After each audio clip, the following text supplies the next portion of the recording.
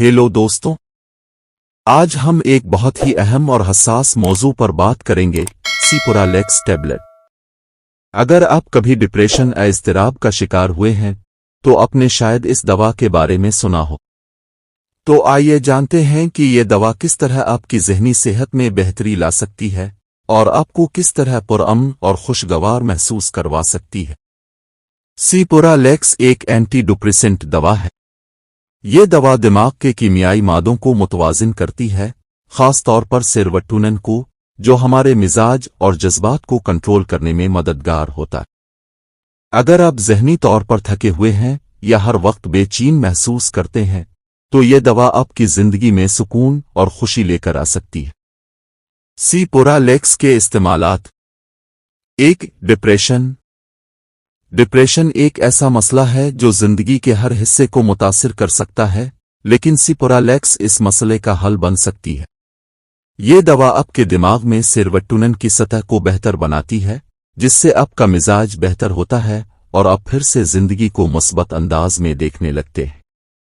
2. اضطراب، اینگزائٹی۔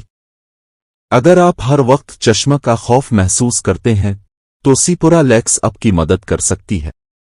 یہ دوا اضطراب کی شدت کو کم کرتی ہے اور آپ کو پرامن رہنے میں مدد دیتی ہے تاکہ آپ ذہنی سکون حاصل کر سکیں۔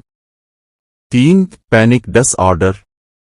پینک اٹیک یا پینک ڈس آرڈر میں مبتلا افراد کے لیے یہ دوا بہت مؤثر ثابت ہوتی ہے۔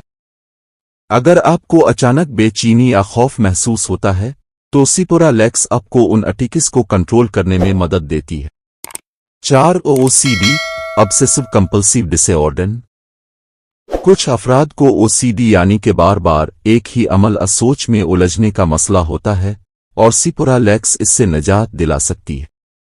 یہ دوا آپ کے ذہن کو صاف اور ترتیب دیتی ہے اور آپ کو بے چینی سے آزاد کرتی ہے۔ 5. جنسی مسائل۔ جب اضطراب اور ڈپریشن کی وجہ سے جنسی تعلقات میں مشکلات آئیں تو سیپورالیکس ان مسائل کو بہتر کرنے میں مدد دے سکتی ہے، کیونکہ یہ آپ کے ذہنی دباؤ کو کم کرتی ہے اور آپ کو سکون پہنچاتی ہے۔ سیپورالیکس کو ہمیشہ اپنے ڈاکٹر کی تجویز کے مطابق استعمال کریں۔ اس دوا کا اثر ہر شخص پر مختلف ہو سکتا ہے، اس لیے خود سے دوا شروع نہ کریں۔ 2. حاملہ خواتین۔ اگر آپ حاملہ ہیں یا دودھ پلانے والی مائیں ہیں تو اس دوا کا استعمال کرنے سے پہلے اپنے ڈاکٹر سے مشورہ کریں۔ 3. نیند اور غنودگی۔ سیپورالیکس کا استعمال کرتے وقت آپ کو غنودگی یا نیند کا سامنا ہو سکتا ہے، اس لیے گاڑی چلانے یا خطرناک کام کرنے سے پرہیز کریں جب تک کہ آپ کو اس دوا کا اثر پوری طرح سے نہ سمجھ آ جائے۔ 4. طویل استعمال۔